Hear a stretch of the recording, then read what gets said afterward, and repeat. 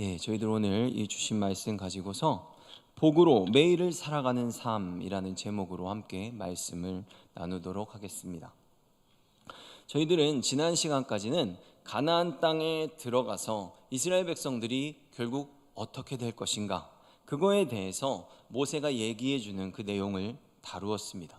그래서 지금 이스라엘 백성들에게 우상을 숭배하지 말라고 모세가 누누이 경고를 하고 있지만, 결국 너희들은 그곳에 들어가서 욕심을 부리고 그 평안한 삶을 나누는 삶으로 승화시키지 못한 채 너희들은 더 욕심을 부리다가 결국 우상을 숭배하게 될 것이다. 그래서 하나님에게 징계를 받아서 멸망하게 될 것이고, 다른 나라로 끌려가서 회개하고 남는 자들이 그 땅으로 다시 돌아오게 될 것이다 라고 모세가 얘기해 주는 그 내용을 다루었습니다. 그리고 모세는 이처럼 너희들은 끝까지 자기 자신만을 생각하면서 그러한 연유로 우상을 찾게 되지만, 결국 너희들을 이곳으로 다시 데리고 오시는 그 하나님께서는 그럼에도 불구하고 너희들을 끝까지 사랑하실 것이다 라고 하면서 그들이 배반할 것이지만 그들을 끝까지 놓지 않으시는 하나님의 사랑을 강조하는 내용을 함께 다루었습니다. 언약을 끝까지 지키시는 하나님의 사랑에 대해 나누었던 것입니다. 그리고 오늘은 바로 이 약속하신 하나님께서 그 약속을 지키시기 위해서 오늘에 이르기까지 너희에게 어떻게 행하셨는지를 기억하라고, 제발 그것들을 잊지 말고 살아가라고 당부하면서 모세는 이 내용을 시작하고 있습니다. 그러면서 모세는 여호와께서 우리들에게 베풀어 주신 그 사건들을 얘기할 때 크게 두 가지의 사건을 언급합니다. 그것은 바로 출애굽 사건과 시내산 사건입니다. 시내산에서 말씀을 주신 그 사건과 애굽으로부터 그들을 10가지의 재앙과 홍해를 가르시고 구름기둥과 불기둥으로 그들을 보호하시는 참으로 많은 여러 가지의 역사를 통해, 이적과 기사를 통해 그들을 이끌어내신 그 사건들을 너희들이 지금 기억해야 된다라고 말하고 있다는 것입니다. 그리고 이 두 사건을 기억하면서 하나님의 백성으로 살아가는 그 복을 잃어버리지 말아라, 그것을 누려라 라고 선포하고 있습니다. 그렇다면 여러분, 모세가 언급한 출애굽의 사건과 시내산 사건의 가장 이 두 가지의 공통된 특징이 무엇인지 한번 생각해 보기를 원합니다. 이 특징을 통해 우리들이 무엇을 깨달을 수 있는지 한번 알아보겠습니다. 첫째로, 주님의 이러한 역사는 언제나 그 방향성이 일방향적이라는 것입니다. 이스라엘 백성들이 뭘 잘해서 그런 거 아니고, 이스라엘 백성들이 그 말씀을 받기에 너무나 뛰어난 존재들이어서 하나님이 그것을 주신 것이 아니라 하나님의 마음에서 그들을 일방적으로 택하시고 그들에게 일방적으로 모든 것을 은혜로, 공짜로 허락해 주신 역사입니다. 여러분, 아브라함에게 믿음의 조상, 처음으로 언약을 주신 지금 이 아브라함에게 있어서, 물론 아담의 언약이 있었지만 다시 불러주셨을 때 아브라함을 부르시지 않았습니까? 아브라함을 하나님이 부르실 때 아브라함이 하나님을 먼저 찾아서 하나님이 만나 주셨습니까? 그렇지 않습니다. 그러면 모세가 그 광야에서 양을 치러 왔을 때, 떨기나무에 불로 임하셨을 때 모세가 하나님 만나러 그 떨기나무로 찾아와서 하나님을 만났습니까? 그것도 그렇지 않았습니다.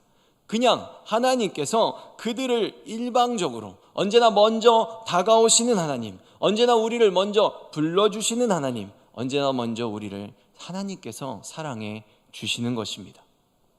그것이 무엇이든지 간에 언제나 주님의 편에서 우리들에게 내려오고 있다는 것입니다. 그래서 오늘의 본문에서도 모세는 이러한 역사를 언급하면서 그것들을 기억하라고 말하는 것은 우상들과, 우리들이 지난 시간까지 다뤄왔던 우상들과 지금 너희들을 일방적으로 먼저 찾아와서 필요한 모든 것들을 채우시는 그 하나님이 얼마나 다른지, 그 사건들을 기억하면서 깨달으라고 지금 이야기해주고 있는 것입니다.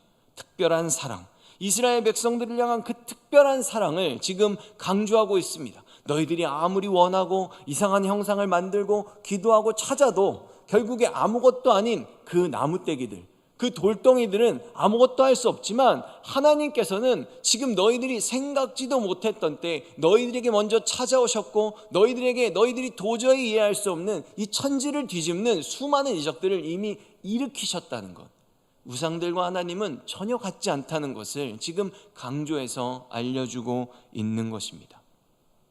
33절에 어떤 국민이 불 가운데서 말씀하시는 하나님의 음성을 너처럼 듣고 생존하였느냐라고 묻고 있습니다.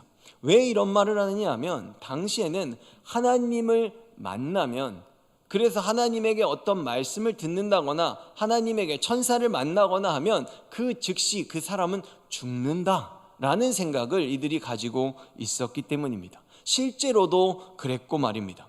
그렇다면 이러한 여러분 모세의 질문에 대해서 이러한 사건들을 생각해봐라, 너희들이 어떻게 생존했느냐라는 이 질문에 대해서 저희들도 생각해봐야 됩니다. 실제로 만나면 죽습니다. 근데 하나님을 만났는데 안 죽었습니다. 그러면 그것을 어떻게 생각해야 될까요? 그것은 하나님이 그 사람을 죽이기 위해서 만나 주신 것이 아니라라는 것을 우리들에게 알게 하시는 것입니다.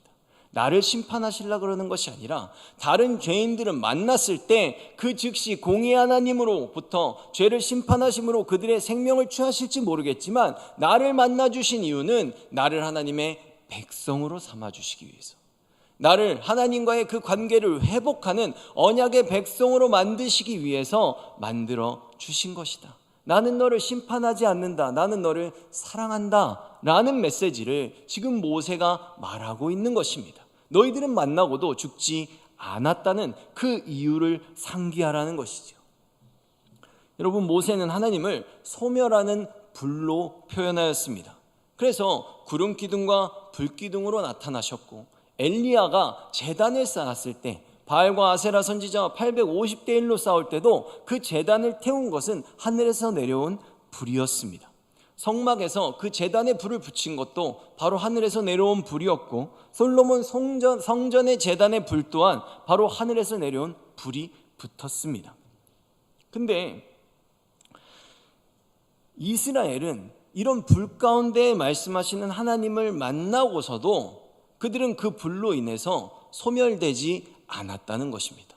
분명히 하나님은 소멸하시는 불인데 말입니다. 그렇다면 과연 주님께서 이 불이라는 그것을 통해서 우리들에게 드러내시고자 하는 것은 무엇인지 한번 생각해 보기를 원합니다. 소멸하시는 불이 하나님이시라면 과연 하나님은 그 불로 무엇을 소멸시키시는가에 대해서 저희들이 생각해 볼 필요가 있다는 것입니다. 그래서 어떤 사람은 죽고 이스라엘 백성들은 살았는지, 왜 그런 일이 일어났는지, 무엇을 소멸시키시는지 알아보면 저희들이 더 깊은 의미를 깨달을 수 있을 것입니다. 레위기서 1장 9절의 말씀을 보면 그 내장과 정강이를 물로 씻을 것이요 제사장은 그 전부를 제단 위에서 불살라 번제를 드릴지니 이는 화제라 여호와께 향기로운 냄새니라. 아멘. 여러분, 저희들이 지난 시간에 다루었듯이 불은 특정한 형태를 갖고 있지 않습니다. 그래서 하나님의 위엄을 드러내는데 굉장히 좋은 도구이고, 또 어떤 특정의 그 불의 형상을 보고 어떤 특정의 우상을 만들어내는데 매우 어려움이 있는 그런 장점을 가지고 있습니다. 근데 그렇다면 이 불이 무엇을 태우는가에 대해서 저희들이 생각해 볼 때 지금 레위기서 1장 9절의 말씀을 보면 재물을 태웁니다. 그러면 그 재물은 왜 태웁니까? 그 재물 안에 무엇이 있습니까? 그 재물 안에는 바로 백성들이 안수한 죄가 있습니다. 그 죄를 태우는 것이죠. 작은 예로 아론의 아들이었던 나답과 아비후가 하나님이 정해놓지 않으신 다른 불을 그 성전에 드렸을 때 바로 여호와 앞에 있는 불이 나와서 그들을 삼켜버렸다라고 표현하고 있습니다. 그리고 지금 레위기에 나오는 이 태우는 제사인 이 번제는 또 다르게 분명히 죄를 태우는데 동일하게 그 죄를 태우는 불인데 나답과 아비후는 생명을 빼앗아갔고 지금 이 레위기 1장 9절의 불에 타는 냄새는 하나님께서 기뻐하신다라고 표현하고 있습니다. 지금 계속해서 두 가지로 나오고 있다는 거예요. 이스라엘 백성들이 아닌 다른 사람들은 소멸하는 불인 하나님을 만났을 때 심판을 받았고, 이스라엘 백성들은 만났지만 살았습니다. 그리고 나답과 아비후는 그 죄를 지었을 때 그 불로 인해 죽임을 당했고, 지금 번제를 드리는 그 불의 향기는 여호와께서 기뻐하신다라고 성경이 말하고 있다는 것입니다. 이것이 무엇이냐 하면, 죄가 있는데 그 불은 죄를 태우는데, 그 죄를 만약에 내가 주님을 믿음으로 제사를 드려서 그 죄가 나에게 있지 않고 재물에게 있으면 그 죄만 태우는 상황은 하나님이 기뻐하시는 상황입니다. 그러나 그 죄를 주님께 드리거나 주님께서 주신 그 제사에서 내가 동물에게 그 죄를 옮기지 않고 여전히 그 죄를 내 안에 가지고 살아갈 때 그 불은 나를 소멸시키는 불이기에 하나님이 기뻐하시지 않는 심판의 불이 되는 것입니다. 구원의 불은 기뻐하시는 것이고, 동일한 소멸하는 불이지만 죄인을 심판하는 심판의 불은 하나님이 기뻐하시는 불이 아니라고 지금 성경이 말하고 있는 것입니다. 그것은 아까도 언급했듯이 죄를 태우는 개념으로 저희들이 이해할 때 하나님이 어떤 상황을 기뻐하시고 어떤 상황을 기뻐하시지 않고 심판하시는지 저희들이 이해할 수 있다는 것입니다. 그래서 이러한 맥락으로 지금 주님을 믿고 따라가며 우리들을 살아가는 우리들 안에도 성경은 불이 있다라고 말하고 있습니다. 그것이 무엇이냐면 바로 우리들이 예수 그리스도를 믿고 주님의 백성으로 살아가는 그 모든 삶 속에서 우리들이 예수 그리스도를 믿었다고 해도 우리들은 이미 주님 앞에서 완벽한 존재가 아닙니다. 우리들은 죽을 때까지 성화되며 살아가는 존재들입니다. 내가 말씀을 지키려고 했는데 나의 육성이 그것을 막을 때 성령께 의지함으로 그 죄된 삶을 이겨내고 그 죄된 삶을 또 이겨내고 나의 죄 습관들을 잘라내고 또 잘라내는 그런 삶을 살아갈 때 바로 성령의 불로 우리들의 죄를 태우시는 역사가 우리들의 심령 가운데서 지금도 일어나고 있습니다. 둘째로 주님의 말씀 또한 우리들에게는 일방향적으로 주어지는 말씀입니다. 시내산에서 말씀이 주어질 때 그랬다는 것입니다. 하나님께서 우리들에게 말씀하시고 그 우리들이 일방적으로 받은 그 말씀을 갖고 우리들은 그 뜻대로 행하고 살아가는 것입니다. 내 것을 주님께 드리는 게 아닙니다. 무슨 말이냐? 내 생각대로 판단하고 내가 원하는 것을 취하고 내 뜻대로 하나님께 관철시키며 살아가는 인생이 아니라 일방적으로 주님께서 우리들에게 허락하시는 그 말씀에 순종하면서 살아가는 인생이 하나님이 보실 때 올바른 백성다운 그런 인생의 모습이라는 것입니다. 말씀이 전달되는 방향이 일방적이라고 해서 하나님이 우리를 무시하신다는 뜻도 아니고 하나님은 우리들에게 강압적으로 역사하시는 그런 분도 아닙니다. 늘 우리들에게 어떤 일이 일어날 거야. 그러니까 미리 준비해야 돼. 이런 상황이 벌어질 수 있으니까 이 말씀을 잘 듣고 지금부터 순종하며 살아야 내가 너를 지켜줄 수 있어 라고 인격적으로 이 말씀을 언제나 사랑으로 은혜로 우리들에게 허락해 주십니다. 그 마음 깊은 곳에서부터 우리가 결단하고 자발적으로 움직일 때까지 하나님은 기다려 주십니다. 그런데 이런 말씀의 전달 과정에서 가장 중요한 것은 무엇이냐 하면 우리들에게 하나님이 어떤 분인지 그분의 성품을 알게 하신다는 것입니다. 여러분, 모든 인간은 하나님의 형상대로 창조되었습니다. 그러나 인간은 범죄하였죠. 인간이 범죄함으로써 하나님이 주셨던 그 100%의 형상을 우리들은 그대로 갖고 있지 않습니다. 그러면 어떻게 됐냐? 그 형상은 죄로 인해 일그러지고 말았습니다. 그 형상 전체를 잃어버린 것이 아닙니다. 일그러진 그 형상 안에 사람이 기본적으로 갖고 있는 양심도 들어있는 것이고 또 기본적으로 무엇이 있냐? 절대자를 만나고자 하는 그 신앙이 이 안에 들어 있습니다. 근데 문제는 그 신앙만으로는 하나님을 찾을 수 없다는 게 문제입니다. 그래서 하나님께서 직접 만나 주셔야만 그 신앙이 올바른 방향으로 나아갈 수 있는데 하나님을 만나기보다는 내 생각대로 내가 원하는 그 신의 형상과 모습을 만들어서 행하는 그 모습들이 이 세상 모든 곳에 만들어져 있고 퍼져 있는 바로 우상들의 모습입니다. 우상을 만든 그 인간의 악한 모습은 하나님의 올바른 형상을 잘못 사용했기 때문에 이러한 현상들이 벌어지고 있다는 것입니다. 그렇게 수많은 우상들과 토속 신앙들이 생겨났습니다. 하지만 하나님은 우리들이 스스로 찾아서 알 수 있는 분이 아니라고 말씀을 드렸습니다. 하나님께서 친히 우리들에게 그분을 알려주셔야만이 우리들은 바로 그 하나님이 어떤 분인지 가장 정확하고 올바르게 알 수 있습니다. 누가복음 10장 22절에서 24절의 말씀을 한번 읽어보겠습니다. 내 아버지께서 모든 것을 내게 주셨으니 아버지 외에는 아들이 누구인지 아는 자가 없고 아들과 또 아들의 소원대로 계시를 받는 자 외에는 아버지가 누구인지 아는 자가 없나이다 하시고 제자들을 돌아보시며 조용히 이르시되 너희가 보는 것을 보는 눈은 복이 있도다. 내가 너희에게 말하노니 많은 선지자와 임금이 너희가 보는 바를 보고자 하였으되 보지 못하였으며 너희가 듣는 바를 듣고자 하였으되 듣지 못하였느니라. 아멘. 여러분 어떻습니까? 시내산에서 모세와 이스라엘 백성들에게 당시에 하나님께서는 직접 자신을 계시해 주셨기 때문에 이스라엘은 하나님을 알게 된 것입니다.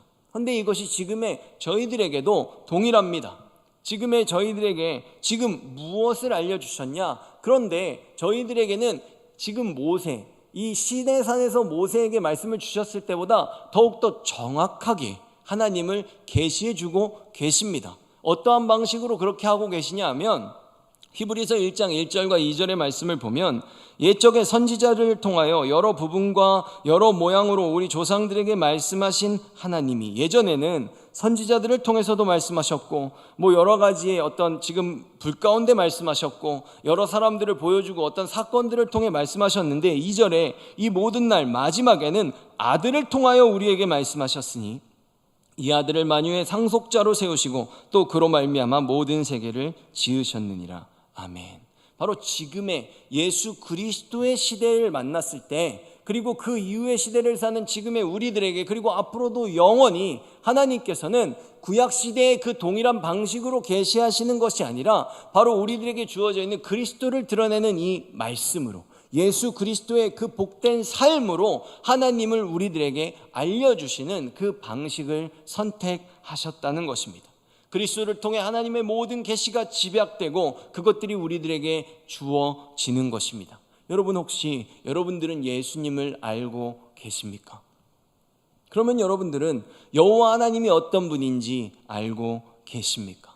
그러면 우리들은 이스라엘 백성들과 같이 하나님을 만났음에도 불구하고 죽지 않고 하나님의 백성이 되는 놀라운 은혜를 받은 자들이라는 것입니다. 셋째로 하나님의 구원도 일방향적으로 주어지는 구원입니다. 마치 출애굽의 사건이 그리하였듯이 말입니다. 출애굽 사건은 이스라엘 백성들을 애굽으로부터 끌어낸 것이라고 말씀드렸습니다. 끌어내다라는 게 그 사람이 원하든 원하지 않던 밧줄로 그 사람을 딱 묶어서 이렇게 잡아 끄는 그러한 표현을 사용합니다. 그리고 그 뜻이 바로 모세라는 단어입니다. 하나님은 우리들을 일방적으로 구원해 주셨습니다. 에베소서 2장 8절의 말씀을 쉬운 성경으로 한번 읽어보면 여러분은 하나님의 은혜 안에서 믿음으로 구원을 받았습니다. 여러분 스스로는 자신을 구원할 수 없습니다. 구원은 하나님의 선물입니다. 이처럼 구원은 하나님의 선물입니다. 여러분, 내 돈 주고 내가 산 물건은 선물이 아닙니다. 그러므로 인간의 그 어떤 노력을 통해서도 구원을 얻을 수 없다는 것을 이 말씀이 이야기해주고 있습니다. 구원은 철저하게 하나님이 주셔야만 받을 수 있습니다. 그러므로 여러분은 지금 만약에 구원의 확신을 가지고 계시다면 여러분은 참으로 복이 많은 백성들인 것입니다. 하나님이 그것을 친히 선물로 주셨기 때문입니다. 그런데 오늘의 본문에는 굉장히 특별한 언급이 있습니다. 그것은 우리들이 일반적으로 가지고 있는 복에 대한 관점과 일반적인 이해와는 다르게 성경이 그것을 기술하고 있기 때문입니다. 여러분, 많은 사람들은 복을 내가 받는 개념으로 생각합니다. 틀린 말은 아닙니다. 하나님이 주셔야 우리들이 복을 받는 거니까 일방적으로. 하지만 성경은 그 복을 어떤 행함의 결과로 말하지 않고 있다는 것입니다. 그것이 굉장히 중요한 것입니다. 그래서 저희들은 오늘의 본문의 마지막 구절을 한번 보면서 우리들이 혹시 하나님을 오해하고 있진 않았는지에 대해서 생각해 보기를 원합니다. 40절의 말씀을 한번 보도록 하겠습니다. 40절의 말씀은 오늘이라고 시작합니다. 이것은 지금 현재 시점, 너희들이 살아가고 있는 그 현재의 그 인생의 그 딱 지금 이 순간에 모든 것을, 모든 시선을 집중시키고 있는 그런 표현으로 시작하는 것입니다. 그리고 신명기 4장 40절에 이어서 뭐라 그러냐면 내가 내게 명령하는 여호와의 규례와 명령을 지키라 라고 말합니다. 그것이 너와 내 후손이 복을 받아 라고 말하는데, 지금 저희들이 이것을 원문으로 한번 다시 좀 더 제가 말하고자 하는 그 방향대로 번역을 해보도록 하겠습니다. 무엇이냐면 내가 내게 명령하는 여호와의 규례와 명령을 지키라 라는 것을 한 문장으로 정리했지만 실제 원문에는 이 전체가 한 문장으로 이어져 있습니다. 그래서 이것을 저희가 한번 주어로 바꾸어서 여기서 복을 받아 라는 동사는 무엇무엇이 되다 라는 의미로도 번역이 가능합니다. 실제로 요새는 그런 번역으로 많이 성경들이 번역되고 있습니다. 그러니까 제가 말한 여호와의 규례와 명령을 지키는 것, 이것이 주어가 되는 것이고, 너희들이 받는 복, 이것이 바로 영어로는 is라는 동사로 서로 주어와 보어로 서로 이어지고 있는 그 문장의 형태를 이것이 띠고 있다는 것입니다. 그래서 다시 한번 얘기해 보면 내가 내게 명령하는 여호와의 규례와 명령을 지키는 것이 너와 내 후손에게 복이다 라는 의미입니다. 이것은 지금까지 저희들이 알고 있는 복의 개념과 굉장히 다른 개념으로 저희들에게 접근하고 있습니다. 내가 무언가를 열심히 다 행하고 지금은 내가 생각할 때 뭐 받은 거 아무것도 없는 것 같이 그냥 다 끝까지 일을 한 다음에 뭐가 탁 주어질 거라고 생각하지만, 지금 성경은 여호와의 명령과 규례, 하나님의 말씀을 들었을 때 너희들이 죽지 않고 살아있는 것 자체가 엄청나게 큰 은혜라고 지금 말하지 않았습니까? 그런 상태에서 그 말씀을 너희들이 행하며 살아가는 그 인생 그 자체가 지금 복이라고 말하고 있는 것입니다. 내가 무언가를 받아서가 아니라 하나님의 말씀으로 살아갈 수 있는 그 삶 자체가 나에게 주어진 것이 하나님이 우리들에게 주신 복이고, 그것이 엄청난 특권이라는 것입니다. 복은 원래 직진하다라는 단어입니다. 여러분, 어떻게 직진하는 게 복이 될 수 있겠습니까? 내가 여호와의 길을 걸어갈 수 있는 그 자체가, 예수 그리스도의 길을 따라서 내가 하나님께 직진하면서 나아갈 수 있는 그 자체가 우리들에게 복인 것입니다. 그것이 복이고, 지금 이곳에서 말하는 그것이 기쁨이 된다고 말하고 있습니다. 지금 다시 한번 말하지만 원문은 복을 결과로 말하고 있지 않습니다. 바로 오늘 이 순간 너희들이 하나님의 말씀의 뜻대로 그 규례대로 살아가고 있다면 그 자체가 이미 복이다. 무언가를 그 후에 받아서가 복이 아니라 내가 주님 안에 머무르고 있는 그 자체가 복이라는 것을 지금 우리들에게 강조해서 말해주고 있다는 것입니다. 이것은 복음서에 나오는 천국을 비유하는 그 표현에서도 굉장히 비슷한 비유로 우리들에게 주어지고 있습니다. 주인이 시장에서 기다리는 일꾼들을 데리고 오면서 한 데나리온씩 주겠다고 약속을 합니다. 근데 먼저 들어온 사람도 있고 이제 끝나기 바로 1시간 전에 들어온 사람들도 있었습니다. 근데 주인이 참으로 참 재미있는 것이 이 비유가, 주인이 그 돈을 주는데 한 데나리온, 약속한 한 데나리온을 주는데 나중에 들어온 사람들부터 그것을 지급하는 겁니다. 그래서 나중에 들어온 사람들이 1시간밖에 일을 안 했잖아요. 아침에 들어온 사람들은 막 일을 많이 한 거예요. 10시간 넘게 일을 한 거예요. 근데 1시간 들어온 사람한테 얼마 주나 이러고 봤는데 그 사람한테 한 데나리온을 딱 준 겁니다. 그러니까 이 뒤에 있는 사람들은 주인이 말을 하지도 않았는데 그러면 나는 얼마를 주려나 이러면서 계산을 하고 있었는데 자기들한테 한 데나리온을 딱 주니까 서운한 거죠. 주인한테 따지기 시작합니다. 왜 나한테 한 데나리온을 주냐고.